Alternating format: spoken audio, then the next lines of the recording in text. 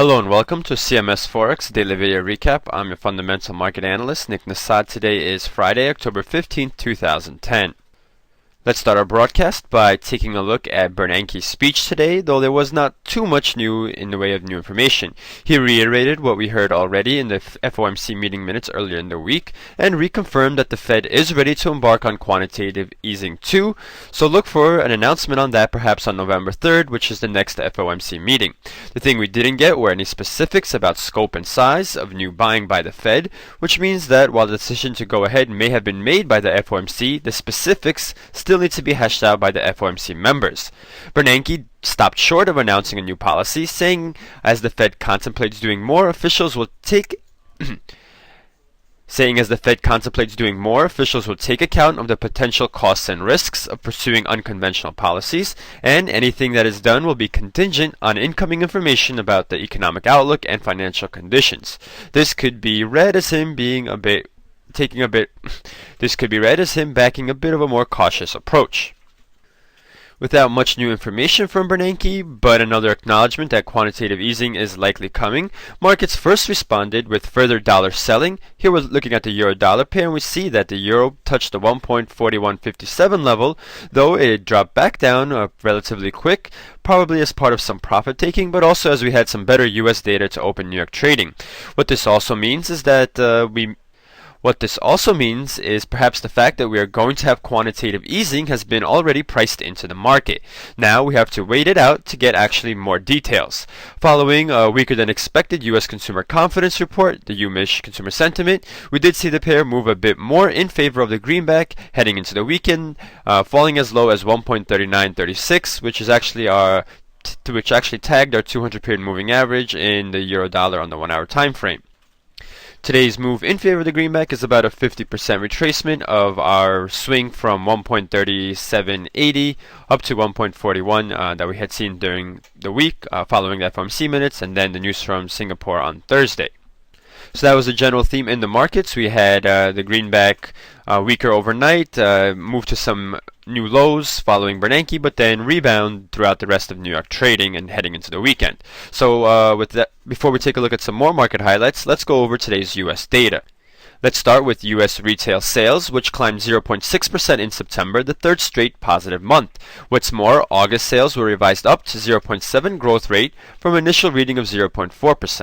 Let's start by taking a look at U.S. retail sales, which climbed 0.6% in September, the third straight positive month in a row. What's more, August sales were revised up to 0.7%. August sales were revised up to a 0.7% growth rate from an initial reading of 0.4%. Looking at the measure excluding motor vehicles, retail sales improved by 0.4% in September, while August sales minus autos were also revised higher, up 1.0% from the 0.6% increase originally reported. So as we know, consumer spending is the largest contributor to the U.S. economy, and today's report is a positive one, and it shows that the U.S. economy is not likely to fall back into recession. In a second positive report, conditions for New York State manufacturers improved markedly in October as the New York Fed's Empire State Manufacturing Survey jumped nearly 12 points to 15.7.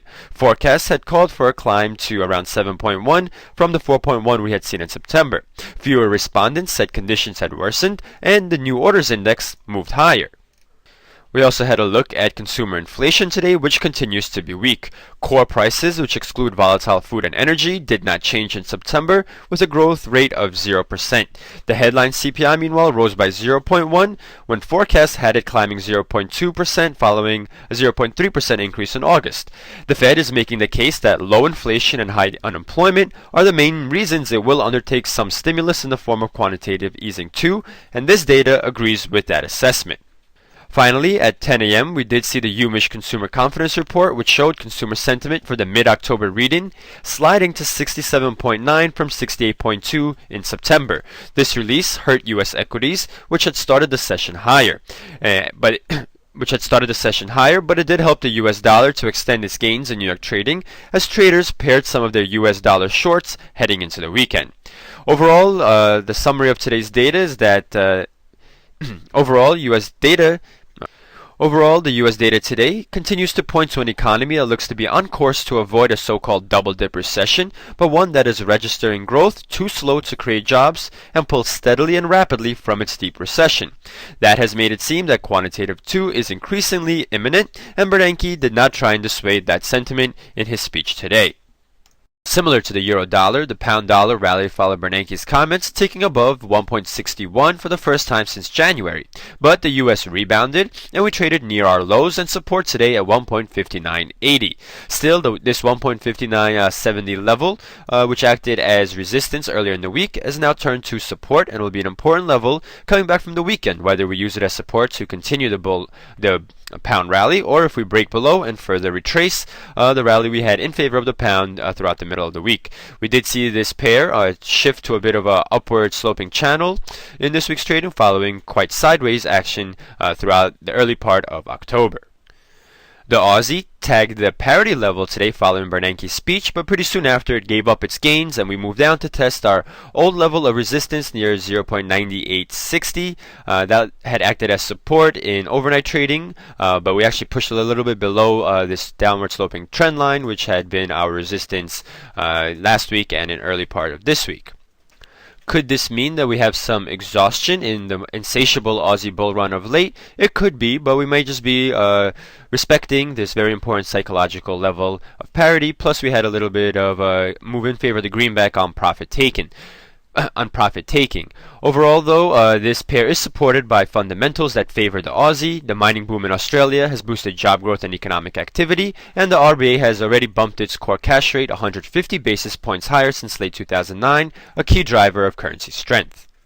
Taking a look at our second commodity currency, flirting with parity against the greenback, the Canadian dollar, we see that in yesterday's trading we tested and moved a little bit below the parity level, but then the greenback rallied, and in today's trading we see the greenback moving even further higher, pushing the pair up to 1.0135. Now in this pair we see we're in a downward sloping channel, and we're testing the upper bound of that channel currently. We have been in sideways trading throughout the middle of September. So if we come back from the weekend and we see further greenback strength, we could test this 1.0220 level, our old level of support now turned resistance. Or if we see risk appetite and higher yielders gaining, then we look ready to test parity yet again. In our final pair for today, we look at the dollar yen, and we see that it slid to the 80.86 level, a level that I tested in yesterday's session where it found support. So we are stuck between that level as support and resistance at 81.60, which was our level of support earlier in the week, but that we broke below and used as resistance in Thursday and in overnight trading today. So traders are rightfully cautious about Japanese intervention in the pair, and so we are finding some support here.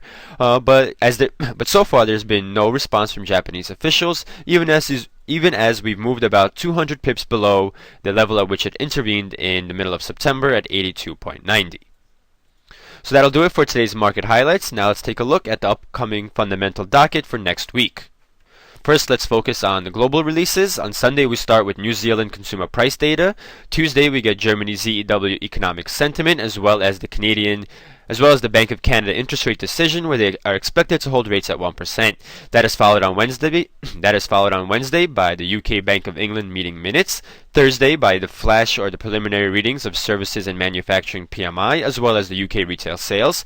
And on Friday, we get a second important report from Germany, the IFO business climate, as well as retail sales and consumer prices from Canada.